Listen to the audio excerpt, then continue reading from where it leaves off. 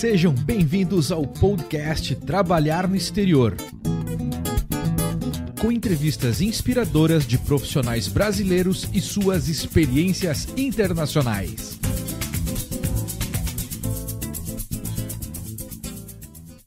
Olá, seja bem-vindo ao podcast Trabalhar no Exterior. Eu sou Eric Menal e todo episódio entrevistamos um profissional brasileiro ou que trabalha no exterior ou que trabalha para uma empresa internacional. A ideia é compartilhar histórias reais para inspirar você que busca uma oportunidade profissional lá fora. E o entrevistado de hoje é um cara que faz 15 anos que a gente trabalhou junto. Essa é exatamente a data, o número de anos. E quando eu soltei o convite para ele, ver se ele queria bater um papo com a gente, ele falou que o filho dele estava indo para a universidade e aí foi realmente que caiu a ficha, fazia tempo pra caramba. Gabriel Caridade está aqui com a gente hoje. Gabriel, brigadão pelo teu tempo, pela tua disponibilidade. Seja bem-vindo ao podcast. Oi, Eric, boa noite. Muito obrigado por reconectar comigo, né? A gente poder bater um papo, né? Relembrar os bons tempos e o começo da nossa luta, da nossa trajetória, né? Então, muito obrigado, é um prazer estar aqui e vamos em frente. Nós temos história daquela época. A história que eu mais lembro é um dia que eu tinha um ingresso para um show, não lembro exatamente qual era a banda, e por algum motivo tu me convenceu a ficar na tua casa e a gente ficou tomando cerveja até não sei que horas e eu acabei perdendo aquele ingresso do show, mas que valeu a pena porque eu lembro que o papo foi fantástico. Então, rapaz, bons tempos aquele, bons tempos. Bons tempos. E assim, é só para até o pessoal que está ouvindo, eu conheci o Gabriel quando nós dois moramos em Rochester, isso foi 2006, eu acho, 2006. Isso, 2006. A gente trabalhava na Terfani. E, Gabriel, dá uma pincelada assim até antes de como você chegou em Rochester e daí os últimos 15 anos, como é que você chegou hoje que você está em New Hampshire? Beleza, então. Eu trabalho em indústria e manufatura, minha carreira inteira. Hoje são aproximadamente 25 anos de carreira. Eu sou engenheiro químico e trabalhava numa empresa multinacional chamada Saint-Gobain, que é onde hoje eu trabalho novamente. Eu tinha tido a experiência eu sou de Recife, tinha morado em São Paulo com a Saint-Gobain e decidi voltar para Recife, foi quando eu me juntei com a Terfani. E 2 anos depois a Terfani me fez a oferta de ir para Rochester, né? Bloomfield, Nova York, estado de Nova York, onde eu conheci o Eric. E fiquei lá por 2 anos e meio e, na verdade, nos primeiros 6 meses eu fui com minha esposa e meu filho, que na época tinha 3 anos e meio, Fernandinho, e daí, com menos de 6 meses, acho que a gente já estava lá, a gente decidiu que não queria realmente mais voltar para o Brasil. Eu sempre procurei, sempre tive uma inclinação em uma carreira internacional. Eu fiz um MBA pela Robert Gordon University, que foi feito no Brasil, na verdade, com o apoio da Robert Gordon University, da Escócia. E aquilo sempre me projetou para uma carreira internacional. Então, quando eu tive a chance de ir para a Terfani e ir para Rochester, eu abracei a oportunidade. O projeto desenvolveu bem o meu tempo lá e eu pedi para ficar. Na verdade, a Terfani tinha uma política de que cada 4 anos as pessoas iam fazer rodízio e ele queria, né, que eu voltasse para o Brasil. E no meio tempo, a Saint-Gobain me contactou e me ofereceu a oportunidade de me juntar ao grupo de novo, né, seja nos Estados Unidos inicialmente. Mas o que terminou acontecendo foi que uma oportunidade na Saint-Gobain apareceu para eu voltar para o Canadá. Uau, para eu ir para o Canadá, na verdade. E assim as coisas aconteceram. Eu decidi fazer a transição de voltar para a Saint-Gobain, um negócio que eu já conhecia, uma empresa que eu já conhecia, as pessoas que eu já conhecia, e tudo isso aconteceu através de networking meu. Eu conhecia gente nos Estados Unidos, eu tinha feito projetos nos Estados Unidos com a Saint-Gobain. E quando eles escutaram que eu estava lá na área e apareceu uma oportunidade, a gente conversou e eu decidi ir para o Canadá. Então, eu passei 9 anos no Canadá com essa empresa. Uau. Eu progredi. Quando você me conheceu na Terfani, Eric, eu era Technical Manager lá, né? Sempre na área de processo, engenharia de processo e R&D, de certa forma. E eu fui para R&D, eu dei um passo atrás da minha carreira. Eu virei engenheiro de R&D na Saint-Gobain, no Canadá. E depois de alguns meses eu fui promovido Technical Manager de novo e depois de mais 2 anos eu virei Plant Manager. Uau. Então, Passei 6 anos no Canadá como Plant Manager e os últimos 4 anos a Saint-Gobain me ofereceu para vir aqui para New Hampshire, onde eu moro hoje, nos Estados Unidos, e continuo como Plant Manager. Então, ao longo dos 15 anos, foram 2 ou 3, quase 4 anos de carreira técnica e agora quase 11 anos de Plant Manager. As coisas andam rápido. Impressionante. Gabriel, assim, uma dúvida que o pessoal sempre tem quando fala em trabalhar fora é a ideia, tipo, sempre de como é a questão burocrática. Nessas tuas movimentações, eu acho que a mudança da Terfane foi a Terfane que acabou te ajudando, né? Foi provavelmente algum visto de trabalho. E aí, como é que foi essa questão de ir para o Canadá e depois voltar para os Estados Unidos? Teve alguma dificuldade? Foi tranquilo porque as empresas estavam te apoiando? A família, exatamente. As crianças, a Fernanda? Isso, exatamente, Eric. Primeiro de tudo, eu tive, obviamente, a oportunidade de sempre me mover com a empresa, com apoio de empresas. Isso facilita demais. Legal. Então, a Terfane, eu tive um visto de trabalho com a Terfane, era um visto que não me dava direito a trabalhar em nenhuma outra empresa, era vinculado à Terfane, obviamente. Eu sabia que não ia haver proposta de green card, de sponsor, de me patrocinar para um green card. Quando a Saint-Gobain me contactou, a transferência dentro dos Estados Unidos de uma empresa para outra é um pouco complicado, não é tão fácil, mas normalmente se a empresa quer lhe contratar, é ela que vai arcar com os custos de advogado, é ela que vai arcar com todo o processo. A gente tem que preencher muita papelada, isso é cansativo, isso é longo, tem que tirar um monte de documento ou renovar passaporte, enfim, é muito papel que a gente tem que prover, mas no final da história são os advogados da empresa que tem que fazer isso. Quando eles tentaram, a Saint-Gobain tentou inicialmente me contratar para os Estados Unidos, porque eu não era funcionário da Saint-Gobain no Brasil, eu não podia ser simplesmente uma transferência. Então, na verdade, existe um visto chamado H1, e hoje eu não sei mais exatamente como funciona, mas é meio que uma loteria, existe um número limitado de vistos por ano, e esses vistos tendem a se esgotar muito rapidamente. E eu não consegui aquele visto com a Saint-Gobain na época para ficar nos Estados Unidos, foi quando eles disseram, escuta, o Canadá é realmente muito mais fácil nesse aspecto de imigração, tanto pessoalmente quanto profissionalmente. A gente pode falar um pouco disso, mas no Canadá, como existia uma vaga em aberto, a Saint-Gobain aplicou para um visto de trabalho para mim no Canadá, já aplicando para essa posição, para essa vaga, para ser recrutado para essa posição, e as coisas andaram, deram certo. Eu consegui um visto de trabalho, né? Aí o apoio da família é fundamental, minha esposa Fernanda. Fernandinho era muito novo ainda para ter voto. E aí a gente decidiu, vamos para o Canadá, a gente que sabia que queria ficar na América do Norte. E o Canadá foi um país maravilhoso para a gente, ainda é o país que eu chamo de casa hoje. Mas onde que era no Canadá, Gabriel? Desculpa? Onde que era no Canadá? Eu fiquei numa cidade chamada Waterloo, em Ontario, basicamente 1 hora e meia de Toronto. Então estava ali na região, perto de onde a gente estava mesmo ali. Isso, de Rochester para lá são 3 horas. Legal. Então, a mudança foi engraçada, a gente teve que... Então, o visto saiu, a empresa me deu uma certa ajuda de custo, mas Fernando, teve que fazer a mudança toda. Minha filha tinha 4 meses de idade. Uau! Cruzar a fronteira sem saber exatamente como funciona o processo de mudança, papelada de customs, né, de alfândega, de imigração, tudo isso, rapaz, é um estresse danado, mas vale a pena. Depois que você passa por aquilo, eu aprendi na prática que o Canadá é muito diferente dos Estados Unidos. Quando a gente mora nos Estados Unidos, eu penso que o Canadá é só uma extensão dos Estados Unidos, mas não é. É um país bastante diferente, tem leis e culturas muito diferentes, o que me atrai muito. Eu gosto muito do Canadá e respeito muito o Canadá por isso. Enfim, foi uma curva de aprendizado forte, foi uma curva de aprendizado rápida, e assim que a gente entrou no Canadá, como eu falei um pouco da minha carreira, quando eu recebi a proposta, a ideia da Saint-Gobain era que eu ficasse uns 2, 3 anos no Canadá e depois voltasse transferido para os Estados Unidos. Entendi. Mas como eu recebi a proposta de ficar na fábrica lá e não mais na parte de R&D, eu conversei com a empresa e disse, olha, eu posso ficar no Canadá sem problema, mas eu queria o processo de residente permanente, eu não posso mais ficar com visto. E aí a empresa, no Canadá é muito mais fácil, muito mais simples, muito mais direto a aplicação para o residente permanente. Né? O Permanent Resident Status no Canadá, ou Green Card nos Estados Unidos, no Canadá anda muito mais rápido, anda muito mais fácil.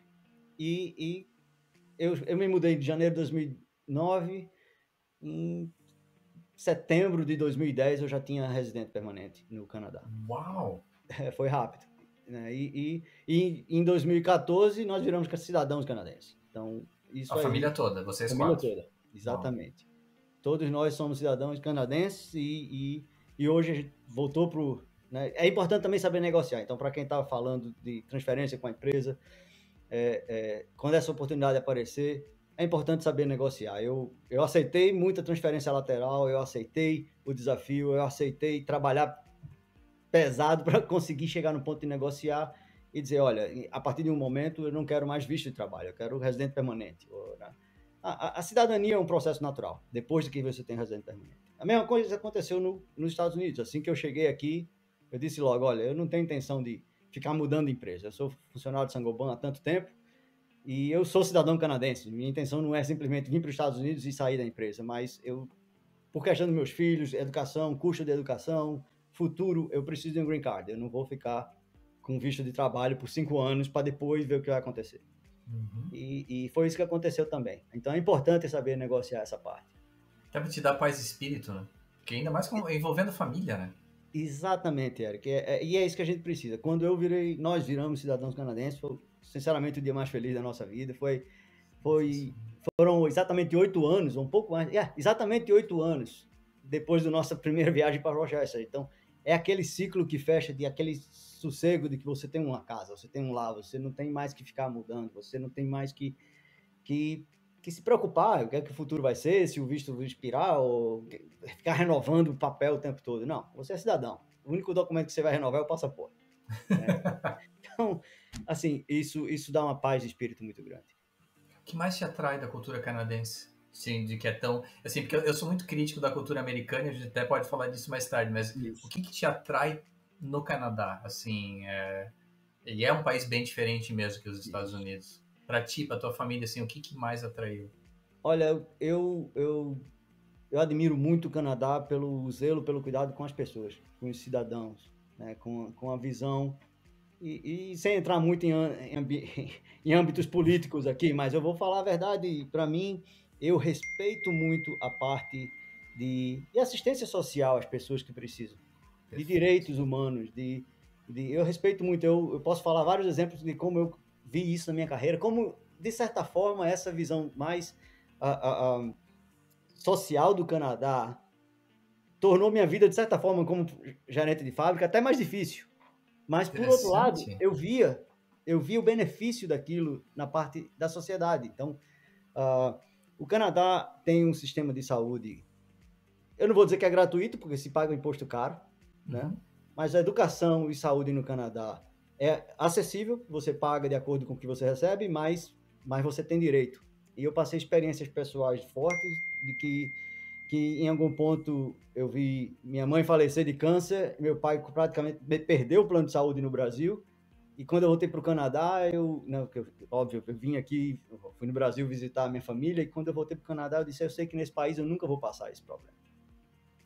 Né? Então, o cuidado que eu sei que o país tem com os cidadãos, com as pessoas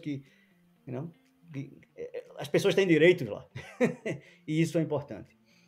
Outra coisa importante para mim não existe tanto uma mentalidade individualista como eu vejo nos Estados Unidos e aí em alguns casos, muitos casos no Brasil. Eu vejo o Canadá onde o bem comum, onde o país é tido como mais uma entidade e as pessoas que estão lá dentro do país fazem parte de um conjunto. Claro que existem opiniões diferentes, existem todas as tensões sociopolíticas, econômicas, mas no final da história, todo mundo confia, de certa forma, no sistema. E se não confiarem, eles têm umas eleições que funcionam muito diferente das eleições presidencialistas, mas não é um sistema parlamentarista.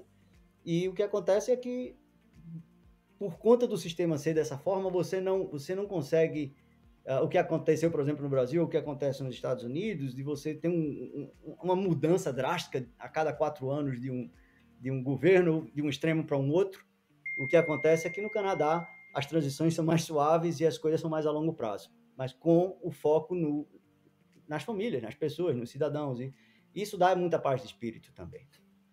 eu gosto dessa colocação, assim, e também não vou entrar na parte política, mas eu enxergo, e todo ano a gente vai para os Estados Unidos também, estando aqui no Brasil, criou-se realidades alternativas nos dois países. Então, cada lado tem a sua realidade alternativa. A minha impressão do Canadá é que existe uma realidade verdadeira, em que o país todo abraça. Pode não gostar, mas tu faz parte daquilo ali. O Brasil e os Estados Unidos também chegou num ponto que cada um abraça a sua ideia e cria aquela realidade alternativa e não tem como mudar.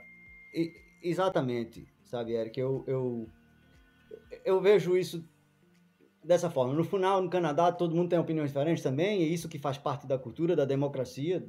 É um sistema. O país respeita essa diferença de opiniões. Mas é importante também, para quem vai no Canadá, o Canadá recebe imigrantes mais de braços abertos do que os Estados Unidos, mas, claro, o Canadá precisa de imigrantes, então é uma troca, né? E imigrar para o Canadá, apesar de ser mais fácil na parte da papelada, de visto, de residente permanente, termina sendo também um pouco difícil na questão profissional. A gente pode conversar um pouco sobre isso, a questão de certificações e dos cursos, dos degrees que você tem que ter para ser aceito lá. Então, muita gente começa do zero. Muita gente começa do zero lá. Mas, enfim, é um país que dá oportunidade também. Mas o que eu quero dizer é o seguinte, foi importante para mim, pelo menos, entender no Canadá que minha vida, eu vou dar esse exemplo, minha vida como gerente de fábrica lá, e muita gente pode pensar, o cara é gerente de fábrica no Canadá ou nos Estados Unidos deve ganhar fortuna. Não, essa é uma diferença fundamental. Minha diferença de salário para um operador experiente, para um operador até de entrada de nível, assim, ela não é tão absurdamente maior, como no Brasil você tem diferença de um gerente industrial ganha 20, 30 vezes mais do que um operador de fábrica. Eu tinha gente lá que ganhava talvez metade do que eu ganhava. E é isso que proporciona qualidade de vida. Eu acho que é importante entender que um país tem qualidade de vida para os cidadãos quando os cidadãos têm, né, têm dignidade. E eu morava em uma área onde meus filhos iam para a escola, não, tudo público, e meus vizinhos, na mesma região onde eu morava, algum deles era operador de máquina de construção, o outro era um contractor, que era um encanador, um cara de construção, meu vizinho do lado era um empresário.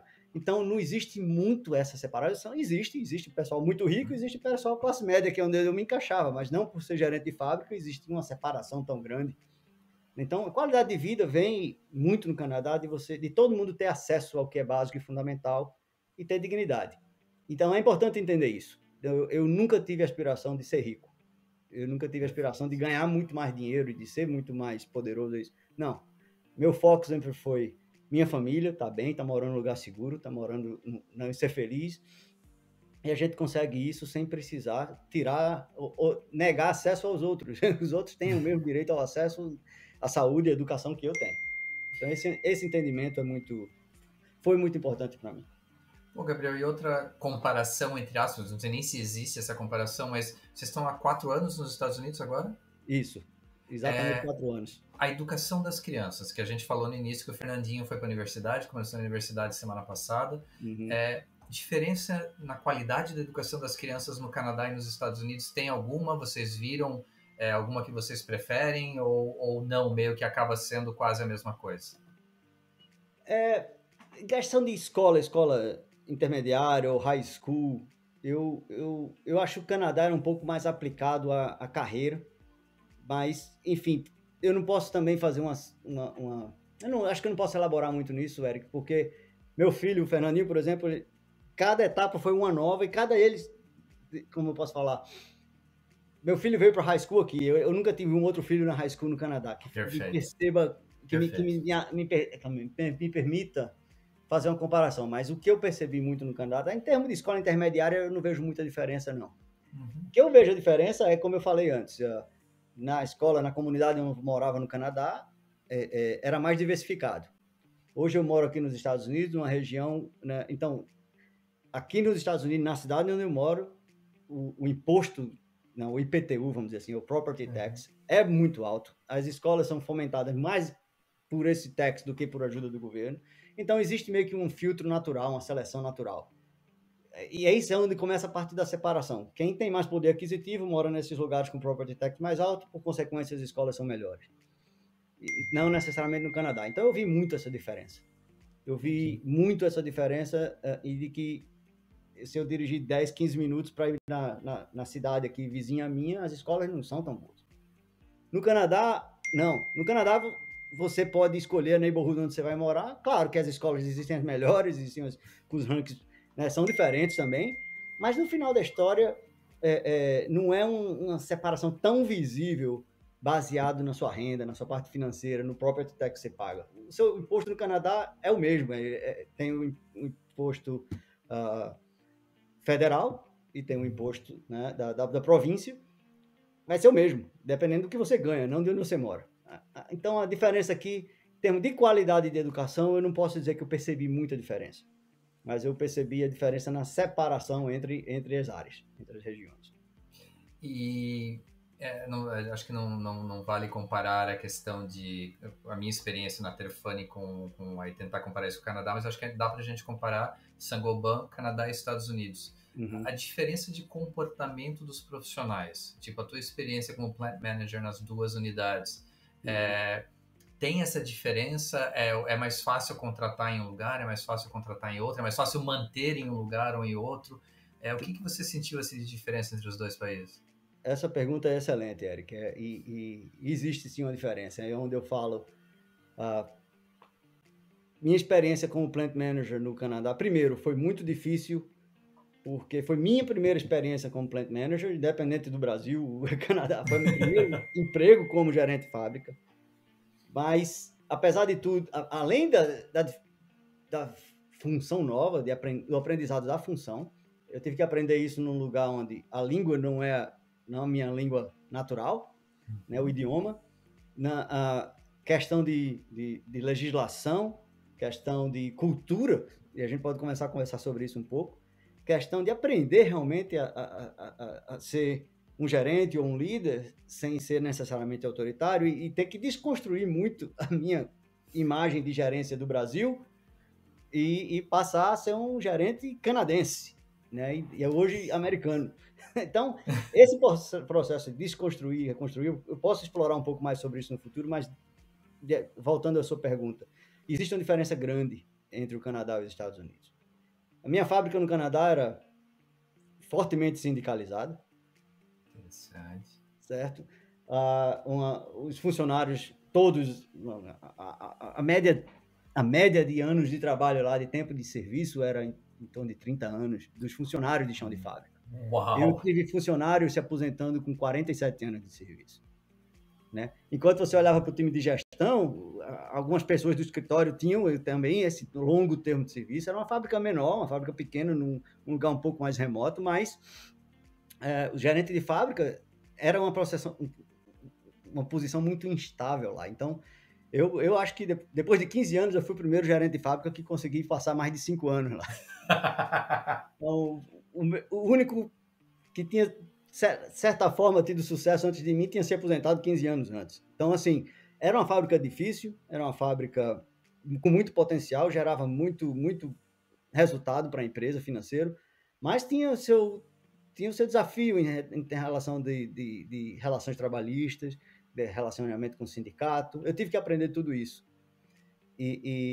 Então, era difícil. De certa forma, as coisas não acontecem tão rapidamente quanto a gente está acostumado a ver no Brasil, onde você estabelece algumas diretrizes, umas políticas novas, você implementa e no final da história os funcionários têm que seguir, porque senão o pessoal perde emprego. Não, no Canadá você não conseguia demitir gente. E aí eu vou falar da parte que eu comentei antes. Como gerente de fábrica, foi muito difícil ter que aprender tudo isso, a parte do sindicato. E a gente sabia que tinha funcionário que não merecia estar ali, mas é muito difícil seguir todos os protocolos até você conseguir, efetivamente, até mesmo pagar mais para quem merece mais. Ou demitir quem merece ser demitido. Esse processo com o sindicato fica muito difícil.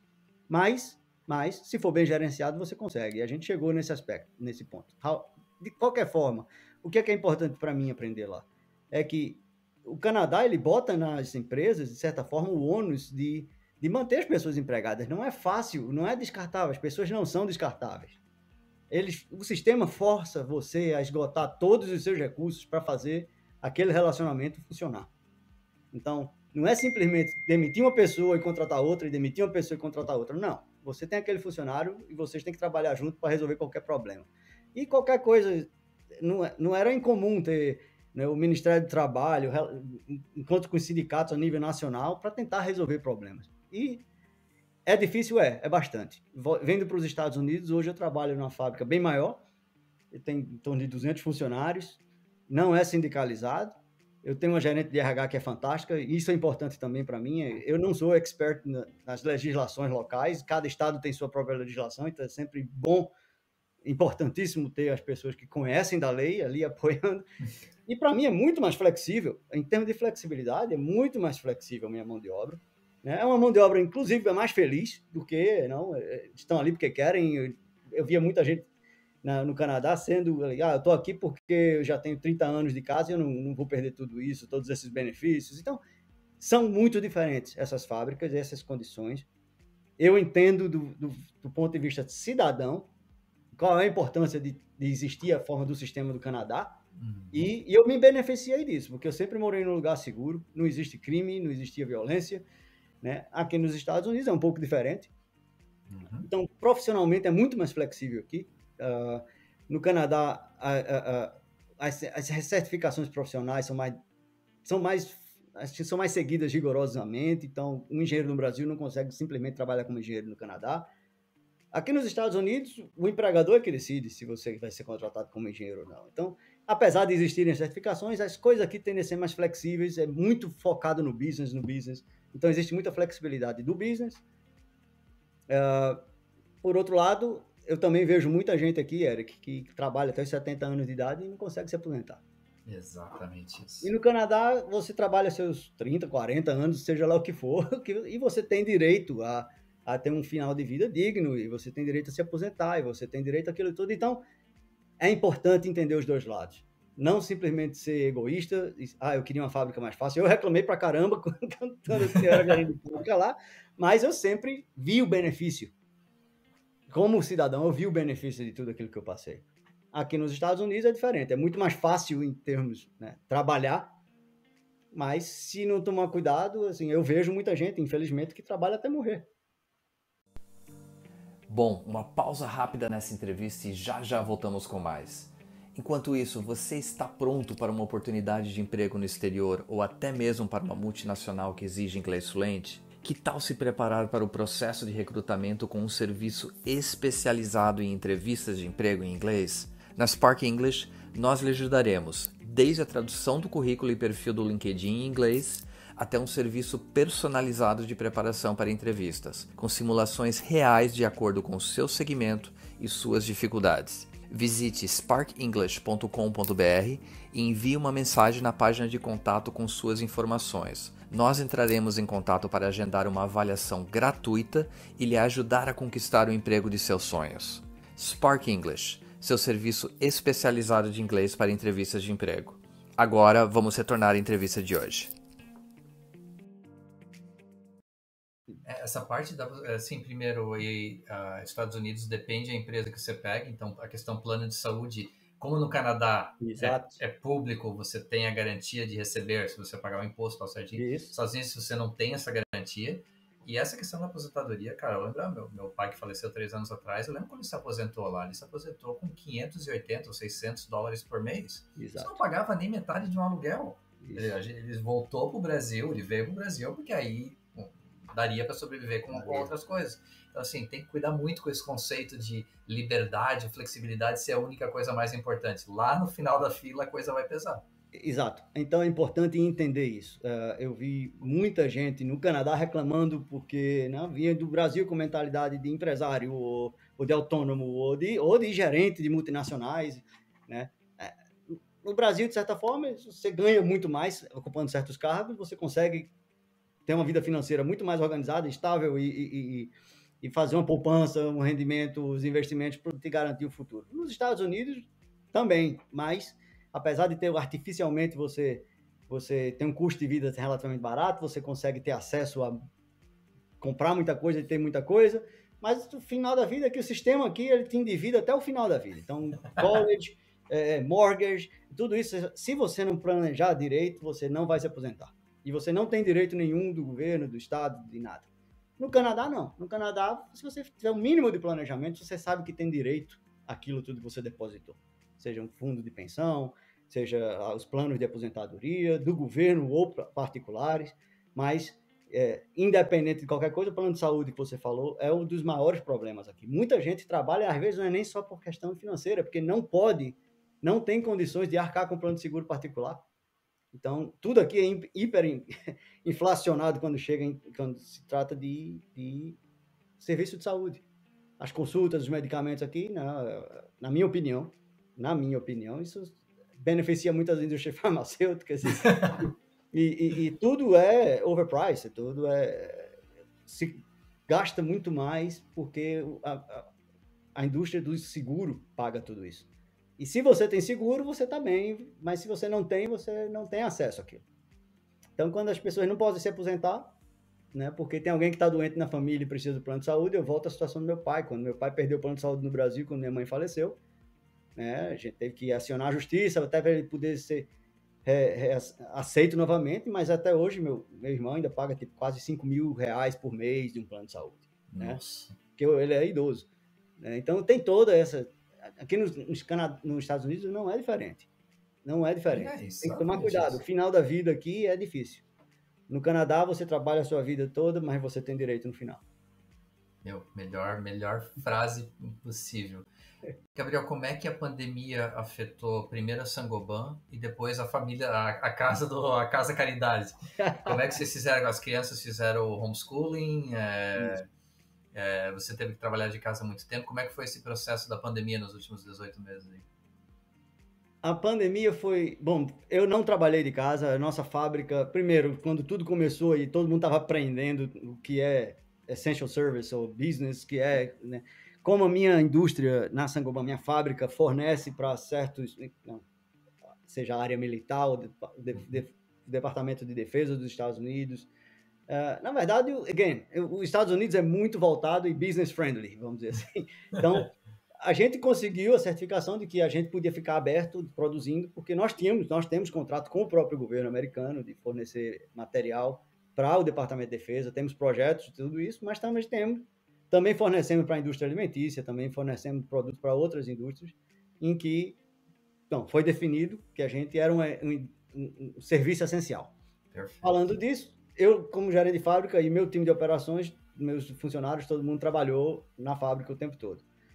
A Saint-Gobain foi muito, muito proativa nesse aspecto. A gente teve políticas de todo mundo, né, seja por qualquer questão, ficar doente de Covid ou ter ou ser afastado de quarentena, qualquer coisa. Existia uma política de tipo 2 semanas de pay time off, ou seja, se você precisasse consumir, ficar em casa por qualquer motivo, você não iria perder salário. Então, tudo isso foi coordenado, obviamente, botando todas as medidas de segurança na fábrica. Mas o mais importante foi sempre treinar, sempre educar os funcionários. Eu tenho um hábito forte eu sempre digo a eles, eu sempre vou estar aqui conversando com vocês, falando de good, the bad and the ugly. Vocês vão escutar a verdade, quer que vocês gostem ou não. Mas, enfim, a gente passou muito tempo, né, trabalhando com a questão da máscara. A gente em algum momento, a gente até comprou uma linha de produção de máscara, como alguns nossos departamentos, algumas nossas linhas de produto realmente perderam venda, acabou venda, a gente não demitiu funcionário, a gente relocou esses funcionários para fazer máscara, para fazer gown, né, para fazer vestimenta de health, para apoiar o healthcare. A gente fez muita doação de EPI que a gente tinha, luva nitrílica. Quando começou a acabar todo esse EPI, a gente doou tudo que tinha para os hospitais e comprou outros tipos de luva que nossos funcionários podiam usar. Então, a gente terminou transformando isso no engajamento dos funcionários, o que foi muito bom, muito positivo. E aqui em casa, minha esposa trabalha como dental assistant, ela trabalha em consultório dentário. Também, quando eles tiveram que fechar por 2 semanas, algumas semanas assim, ela ficou em casa. O governo teve uma assistência social forte nesse aspecto. Eles botaram um plano de emergência, onde quem perdeu o emprego, quem estava em casa por qualquer motivo, estava recebendo, inclusive, em alguns casos, recebendo mais ficando em casa do que se estivesse trabalhando. Exatamente. Tem gente que estava recebendo cheque de $600 por semana e eles não ganhariam isso trabalhando. Né? Então, assim, isso Mesmo apesar disso, na fábrica a gente conseguiu trabalhar com os funcionários para um programa chamado Workshare, que o governo também colocou em pauta, que a gente podia trabalhar 4 dias por semana e o governo pagaria o 5º dia por semana para os funcionários. Então, a gente usou todos esses recursos, manteve nossa mão de obra empregada, né? Alguns dos funcionários até queriam ficar em casa. Eu digo, não, infelizmente o seu departamento tem produção para fazer, então você não pode ficar em casa. Mas foi difícil, Eric. Foi um estresse muito grande. A gente não sabia exatamente. A gente teve casos de Covid na fábrica, mas conseguiu controlar, implementou práticas muito boas. E, enfim, saímos do outro lado da pandemia com os funcionários todos empregados, todo mundo vivo. Tivemos, como eu falei, casos, mas porque a gente sempre foi muito transparente, a gente conseguiu deixar as pessoas, o nosso nível de absenteísmo, de presença na fábrica, realmente só quando a gente precisou de manter alguém em casa por quarentena que a gente teve algum problema. Fora isso, nossos funcionários estavam trabalhando, estavam engajados e estão aí até hoje. Foi muito bom. Em casa, meus filhos fizeram homeschool, minha esposa teve que trabalhar também, eu tive que trabalhar, como meus filhos já estão um pouco mais velhos, né, meu filho já estava dirigindo, já tinha carteira de motorista, e minha filha, com 12 anos, já 11 anos de idade, já não precisava tanto de childcare, de essas coisas. Então, eu tive sorte nesse aspecto também. Sensacional. E, cara, se não puder falar da Saint-Gobain, não fala. Mais uma pergunta ampla. Uhum. Agora, principalmente com a vacina da Pfizer sendo oficializada pela FDA, as empresas têm, supostamente, várias estão negociando ainda, vendo com seus advogados, mas as empresas têm o direito de exigir vacinação. Uhum. O que você está enxergando aí no mercado? Se não quiser falar da empresa, não precisa, mas o que você vê dessa parte no mercado? Então, a Saint-Gobain, primeiro de tudo, a Saint-Gobain não está forçando, não é mandatório, obrigatório ter vacina. Uhum. Tá? Seguindo, a Saint-Gobain segue muita linha do CDC e o governo também não está tornando isso obrigatório, pelo menos por enquanto. Uhum. A Saint-Gobain segue essa linha.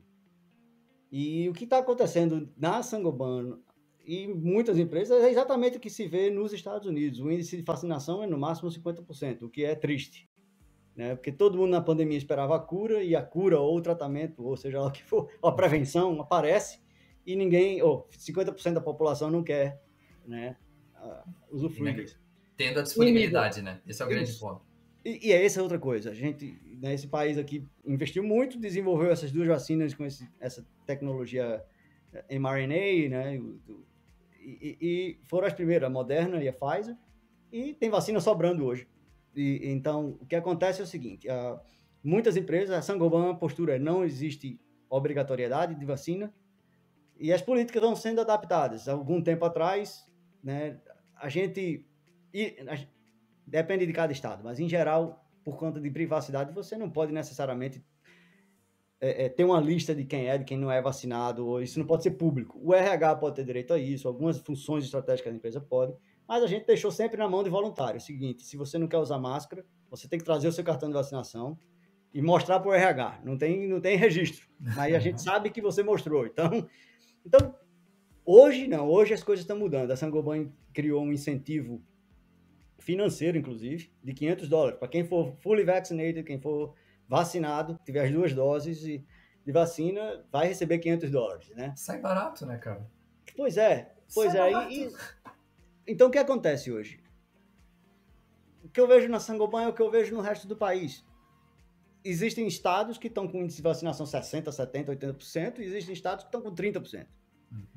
A minha fábrica está com quase 80% de índice de vacinação e vai aumentar. Legal. Ou seja, foi um trabalho bom, foi um trabalho de educação, e agora eles vão ganhar uma grana por causa disso. Existem fábricas mais no sul dos Estados Unidos que estão com 30%, ou até aqui mesmo, aqui no estado de Nova York tem um que está com 40%. Então, continua o trabalho de educação, de incentivo de alguma forma, não existe ainda obrigatoriedade. Uma coisa que a gente fez foi agora todo mundo voltou a usar máscara, o que muitos funcionários estão chateados com isso, porque a gente tem 80% de vacinação e agora todo mundo tem que usar máscara, né? Então, essa parte da máscara continua sendo política ainda, mas é desconfortável. Você tem uma pessoa trabalhando no chão de fábrica, é quente, é desconfortável, o óculos embaça, né? Não era o que a gente queria, mas é o que tem que ser feito.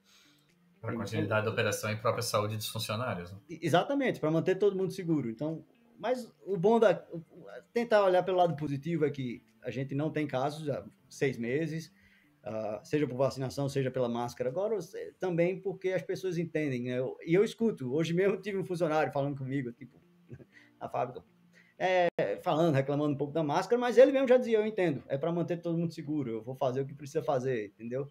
A gente tem que saber escutar essa reclamação. Eles são os que estão lá na frente da linha, né? Sofrendo mais do que eu.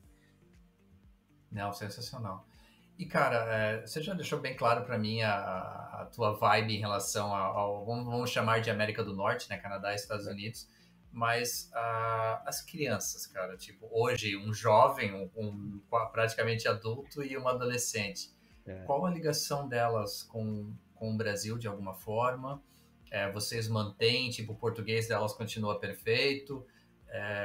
Ou elas têm vontade de visitar a família, ficam enchendo o saco para visitar a família? Como é que está funcionando essa questão familiar para ti?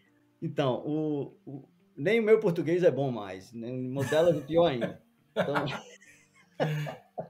o meu filho, ele ainda teve um vínculo maior com o Brasil e sempre que nós voltamos para visitar a família, a gente sempre tentou, a cada 2 anos mais ou menos, né, voltar e passar 1 ou 2 semanas de férias lá com a família.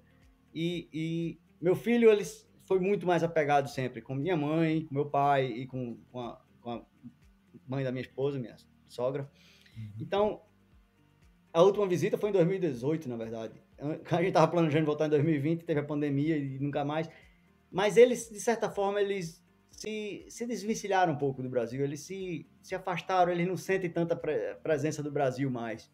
A gente tem amigos brasileiros aqui, obviamente, fala-se português. Minha filha ela foi poucas vezes ao Brasil, assim, sei lá, 5 vezes, né? Então, o que não é suficiente para criar aquele vínculo de, eu sou brasileiro, né?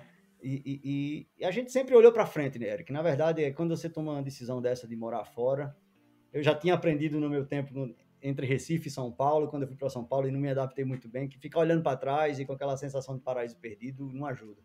Então, eu sempre que a gente mudou Brasil, Estados Unidos, Canadá, Canadá, Estados Unidos, a gente olha para frente. E isso é o seguinte, meu filho hoje, o plano sempre foi, por exemplo, ele voltar para fazer universidade no Canadá, que é bem mais barato. A gente já estava financeiramente preparado para isso. Com pandemia e com tudo mais, a gente decidiu que ele vai ficar aqui perto, né, como ele está agora, que é muito mais caro. Essa é outra coisa também, é muito mais caro, é 4 vezes mais caro ter uma universidade aqui nos Estados Unidos que no Canadá. Mas a gente nunca discutiu a opção, vamos voltar para o Brasil. Não por nada mais, mas porque a nossa vida é aqui. E eles, a raiz está fincada aí, né? Isso. E eles veem isso.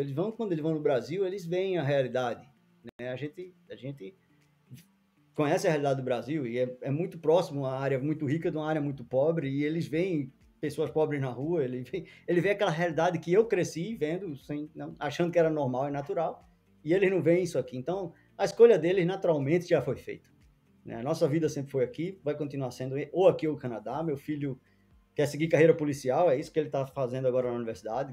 Que legal! Criminal Justice, e ele não, eu posso falar um pouco dessa minha experiência, foi muito legal no Canadá, mas ele, né, se influenciou de certa forma e ele quer ser policial. E eu fico torcendo que ele queira ir para o Canadá depois que ele se formar, porque é bem mais tranquilo. De novo, é um emprego que paga muito mais bem remunerado no Canadá, com plano de pensão, com benefícios, com tudo isso, e muito mais seguro. Ninguém tem porte de arma tão facilmente no Canadá, né?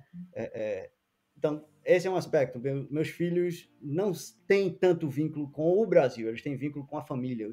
A família que vem visitar a gente, ou que a gente vai visitar, e eles adoram. Quando a gente vai, que fica na praia, fica no resort, ou fica na casa dos primos. Então, essa parte eles adoram. Mas eles não conhecem a parte da vida lá, da escola, eles não conhecem a parte do trânsito, eles não conhecem a parte da violência. Na verdade, meu filho até teve, porque minha esposa foi assaltada, e ele estava no carro, né, antes da gente se mudar, então ele tem memórias boas e ruins. Minha filha não. Minha filha, ela vai de turista e volta. Essa educação do Fernandinho nos Estados Unidos, ele voltando para o Canadá, tem mais valor, tem menos valor, é a mesma coisa? Eu acho que nesse aspecto seria a mesma coisa, porque uma carreira policial, pelo menos para você ter começo no Canadá, você não necessariamente necessitaria um diploma de curso superior, Eu acho que isso pode abrir portas para um outro tipo de carreira dentro de law enforcement, né? Aqui nos Estados Unidos, inclusive, ele pode ter um pouco de dificuldade, porque a gente não é cidadão ainda, não sei se vai ser, mas como ele é só green card, pode ser que ele não consiga acesso a alguns empregos, né, de Homeland Security, né, Departamento de Defesa, essas coisas, que seria naturalmente esse curso. Voltando para o Canadá, ele, de qualquer forma, ele teria que entrar num job entry level, mais uma coisa um pouco mais... Para seguir carreira, você tem que começar de baixo. Então, a educação dele somente ajudaria. Ele acho que ele não teria que... E para ser sincero, para entrar lá na polícia ou qualquer outro tipo de... Eles vão ter o treinamento próprio deles. Você tem o próprio college interno, eles mandam as pessoas para todo o treinamento é dado lá de novo, de certa forma. Então, eu acho que abre mais portas e não é necessariamente uma certificação que ele tem que ter de novo lá. Entendi. Pô, Gabriel, sensacional, cara. Assim, eu realmente fazia muito tempo que eu não falava. Você tem uma visão dos dois países e dessa transição que eu acho que pouquíssima gente tem, e levando família e considerando o aspecto gestão e gestão dos dois países.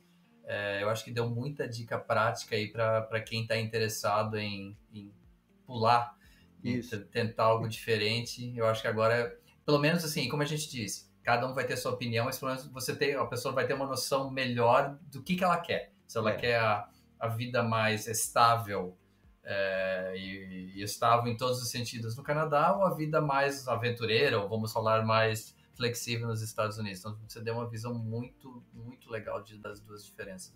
Legal, Eric. E eu estou aqui para ajudar a esclarecer qualquer coisa que vocês precisem. Uma coisa que eu falei no começo, o Canadá, ele tem as portas mais abertas e é muito mais fácil você conseguir status de imigrante no Canadá, né? Nos Estados Unidos tem ficado cada vez mais difícil, a verdade é essa. No Canadá, é mais fácil conseguir esse status. Por outro lado, você ser reconhecido com a sua profissão do Brasil ou de qualquer outro país, né? Se eu pudesse, a gente tiver alguns minutos a mais, acho que é importante.